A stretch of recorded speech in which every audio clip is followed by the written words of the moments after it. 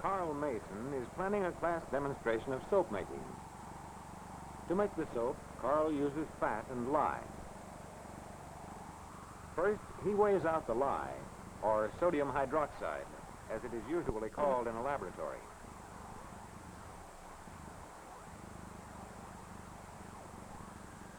Since the sodium hydroxide must be in solution to make soap, Carl pours the solid sodium hydroxide into water.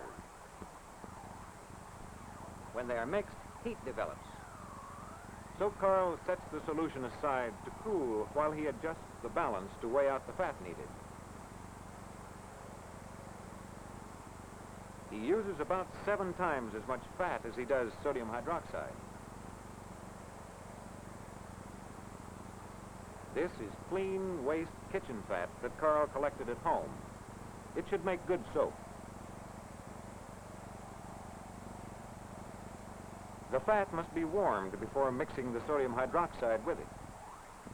A mixing temperature of about 100 degrees Fahrenheit gives good results. The flame quickly warms the fat. Then Carl begins to add the sodium hydroxide.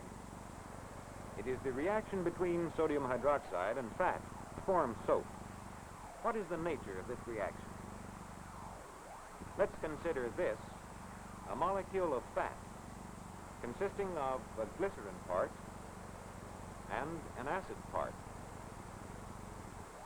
And let's consider these molecules of lye consisting of sodium parts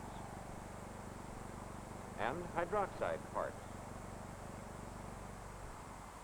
Now, when these molecules interact, the sodium parts of the lye molecules go with the acid part of the fat molecule, and the hydroxide parts of the lye molecules go with the glycerin part of the fat molecule. This reaction results in 3 molecules of soap and 1 molecule of glycerin.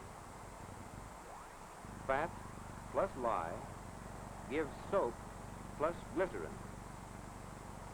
This process is called saponification. Saponification is what occurs when fat and lye react. In commercial soap making, the glycerin is usually removed. In about 10 minutes, or as soon as the mixture of sodium hydroxide and fat has a honey-like texture, it is ready to pour into a mold. This mixture should stand several days more before it is used, so that all of the fat and lye will react to form soap and glycerin. Carl's soap has been standing for more than a week, and he thinks it is ready to use. It has a fine texture and should have good cleansing qualities. But before Carl tries out his soap to see how well it will remove dirt, let's take a close look at hands we say are dirty. In a close view, the skin would look something like this. Notice the oil film on the skin and the dirt particles suspended in it. Seen even closer, it would look something like this.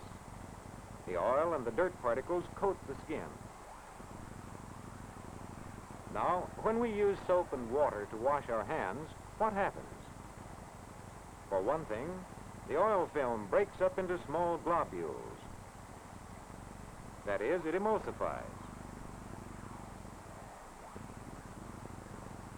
And a layer of soap, 1 molecule thick, coats the skin, the oil globules, and the dirt particles.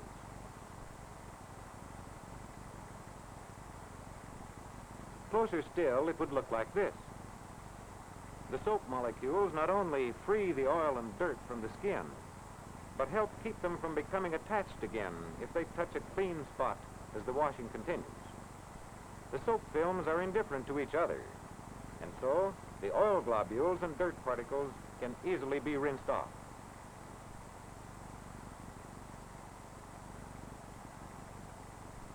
Notice that oil globules or dirt particles that drop toward the skin during washing do not become attached again.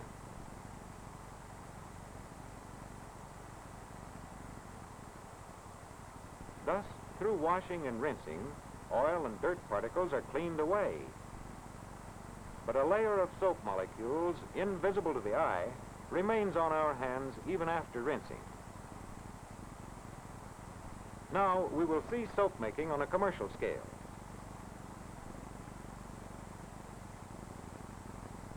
This is the receiving yard of a large soap-making plant.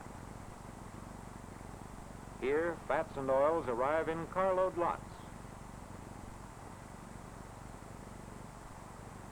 This man collects a sample from a tank car that has just come into the yard. The sample he takes will be tested to make sure it is of good quality. After testing, the fat and oil in the tank car are pumped to the refinery. Here, pipes lead the fat and oil to huge kettles.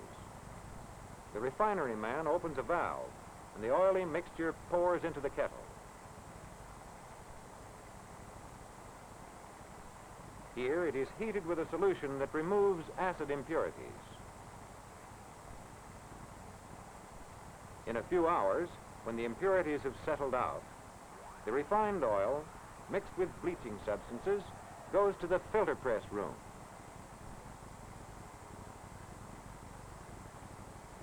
These filters separate out the bleaching substances that have removed colored impurities from the oil.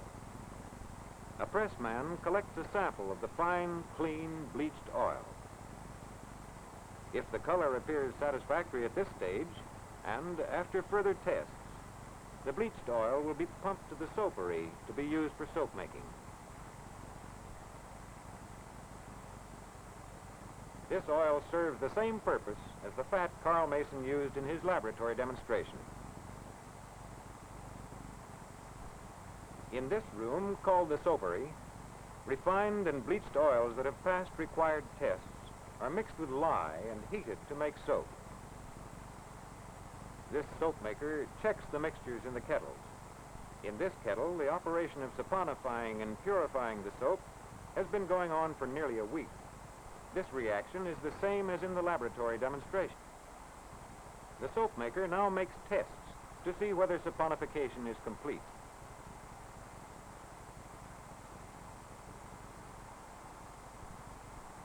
The feel of the mixture indicates whether there is any fat that has not reacted. The taste indicates whether any lye remains. This soap seems just right, so the soap maker collects a sample for a more accurate check in the chemical laboratory. Soap that passes all these tests goes to the drying room.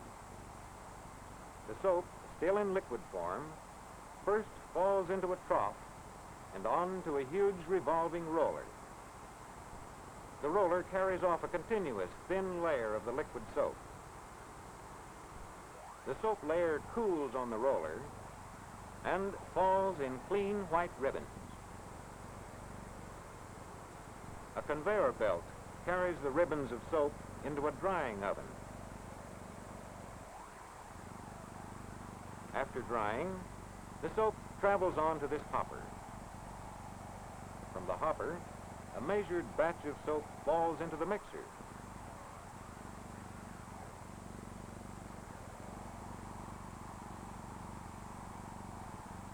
The mixer operator opens the safety guards to pour in preservatives, perfumes, and other materials needed in soap making. He adds these ingredients to give special qualities to the soap. In a few minutes, the mixing is completed. Then the soap drops onto this revolving screw that feeds it into the bar-forming machine.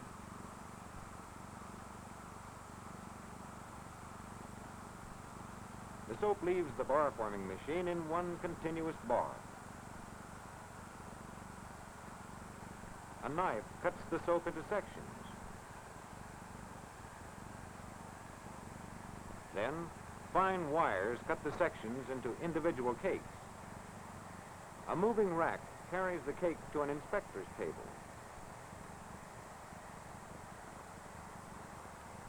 The inspector places the cakes on an endless belt. The soap is now ready for stamping and wrapping and to start on its way to our home.